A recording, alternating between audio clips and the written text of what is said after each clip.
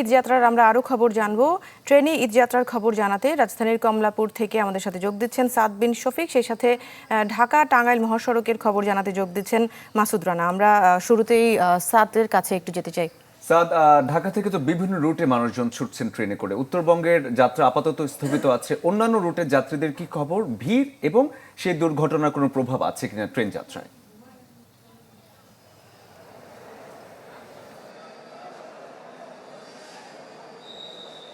শরীফ, দুর্ঘটনার প্রভাব কিন্তু ঢাকা থেকে এখনও নেই।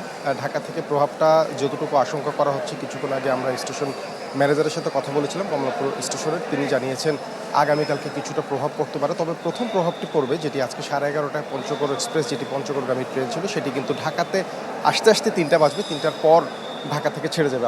আমি যদি দেখাই, কমলাপুর স্টেশনে কিন্তু প্রচুর মানুষের ভিড়। সন্ধ্যার পর থেকে বিভিন্ন গন্তব্যে একটার পর একটা ট্রেন ছেড়ে গিয়েছে এবং এখন থেকে পরবর্তী 2 ঘন্টার মধ্যে আরও 7টি ট্রেন ছেড়ে যাবে।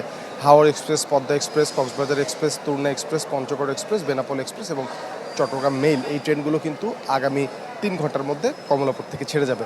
যে কথাটি বলছিলাম, যে দুর্ঘটনা কবলিত যে ট্রেনটি ছিল, সেই ট্রেনটি অপসারণের কাজ, অর্থাৎ যে ট্রেনের লাইনটি ঠিক করার কাজ কিন্তু 7টা থেকে শুরু হয়েছে, যেমনটি আমাদের কিছুক্ষণ আগে স্টেশন ম্যানেজার জানালেন। এরপরে এটি একটি সময় লাগবে, কত সময় লাগবে স্পেসিফিক করে কিন্তু তিনি আমাদের বলতে পারেননি। তবে তারা যে বিষয়টি করেছেন সেটি হচ্ছে ট্রান্সশিপমেন্টের ব্যবস্থা করেছেন যাত্রীদের। ট্রান্সশিপমেন্ট বিষয়টা যদি একটু বোঝাই, অর্থাৎ আমি কি কিছু ধরেছি নাকি? আপুটা আপনাকে চেক আউট করছে, জাস্ট কুল থাকুন। দুর্ঘটনা কবলিত যে স্থান, তার আগ পর্যন্ত ট্রেনে প্যাসেঞ্জার যাবে, তারপর তারা নেমে দুর্ঘটনা কবলিত স্থানটি পার হয়ে ওই পারে চলে যাবে, গিয়ে আরেকটি ট্রেনে করে তারা তাদের গন্তব্যে ফিরবে। এই ট্রান্সশিপমেন্টের আওতায় কিন্তু আমাদের যেটি বলেছে সেটি হচ্ছে একতা এক্সপ্রেস, পঞ্চগড় এক্সপ্রেস এবং যেই নীলসাগর এক্সপ্রেস, যেটি দুর্ঘটনা কবলিত হয়েছিল, সেই নীলসাগর এক্সপ্রেস কিন্তু সেই একইভাবে তারা সেভাবে করে যাত্রীদের পারাপার করেছেন। সব মিলিয়ে আমরা আশা করছি আজকে যেই বাকি যাত্রাগুলো আছে সেগুলো খুব বেশি একটা ভোগান্তি হবে না। তবে কিছুটা অনিশ্চয়তা উত্তরবঙ্গ রুটের যাত্রীদের আগামীকালকে থেকেই যাচ্ছে। এটি পুরোটাই নির্ভর করবে পুরো ট্রেন লাইনটি ঠিক হতে, অর্থাৎ দুর্ঘটনা কবলিত স্থানটি ঠিক হতে আসলে কতটা সময় লাগে তার উপর। শরীফ, সাদ, ধন্যবাদ আপনাকে।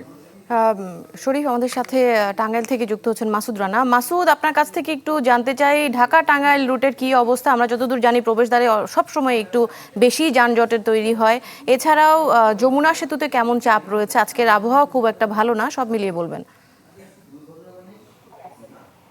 নিশ্চয়ই, আজ সকাল থেকে কিন্তু আমি ঢাকা টাঙ্গাইল যমুনা সেতুর মহাসড়কে রয়েছি। আমি সকাল থেকে যে চিত্রটি দেখেছি সেটি হলো যে এই সময় ভোর রাত থেকে কিন্তু মূলত মোটর সাইকেল, ব্যক্তিগত প্রাইভেট কার এবং খোলা ট্রাকে কিন্তু মানুষজন যাতায়াত করছেন। ঈদের আনন্দকে ভাগাভাগি করে নেওয়ার জন্য তারা কিন্তু বাড়ি ফিরছেন।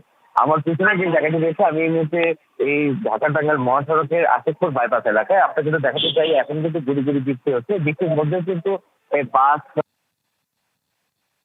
এবং এই যানবাহন চলাচলের মধ্যে কিন্তু একটি দেখা যাচ্ছে যে এই বৃষ্টিকে উপেক্ষা করে এই যে ঘরমুখো মানুষের কিন্তু একটু ঢল নেমেছে। তারা কিন্তু বৃষ্টিকে উপেক্ষা করে তারা কোনো মতে কিন্তু তারা খোলা টাকা জীবনে ঝুঁকি নিয়ে তারা বাড়ি যাওয়ার জন্য চেষ্টা করছেন।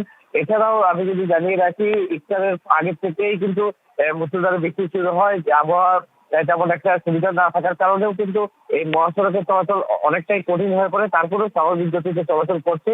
বিশেষ করে এই ঢাকা টাঙ্গাইল মহাসড়কে টাঙ্গাইল অংশে 35 কিলোমিটার যে মহাসড়কটি রয়েছে, এই মহাসড়কে এখন পর্যন্ত তেমন কোনো যানজট বা কোনো বড় ধরনের দুর্ঘটনা হয়নি, যে কারণে স্বাভাবিক গতিতে যানজট চলাচল করছে।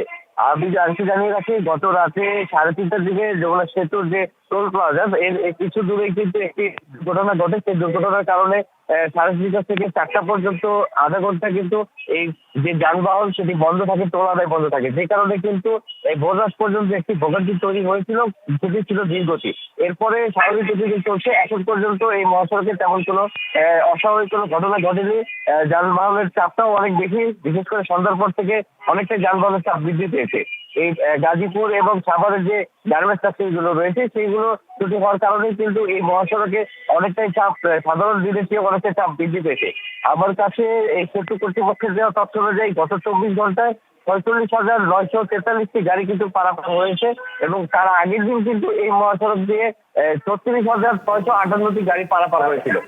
আর এই মহাসড়কে যে কোনো ধরনের নাশকতা বা ডাকাতি ছিনতাই রোধে মহাসড়ক পুলিশ চাপ করেছেন এবং টাঙ্গাইলের যে পুলিশ সুপার রয়েছেন তিনি জানিয়েছেন এই যে ঘরমুখী মানুষকে নির্বিঘ্নে বাড়িতে পৌঁছে দেওয়ার জন্য তারা সর্বোচ্চ কাজ করে যাচ্ছেন এবং এই মহাসড়কে তারা 1000 পুলিশ সদস্য মোতায়েন করেছেন। জি, মাসুদ রানা এবং সেই সাথে সাদ বিন শফিক, আপনাদের দুজনকে অনেক ধন্যবাদ আমাদের সাথে যুক্ত হওয়ার জন্য।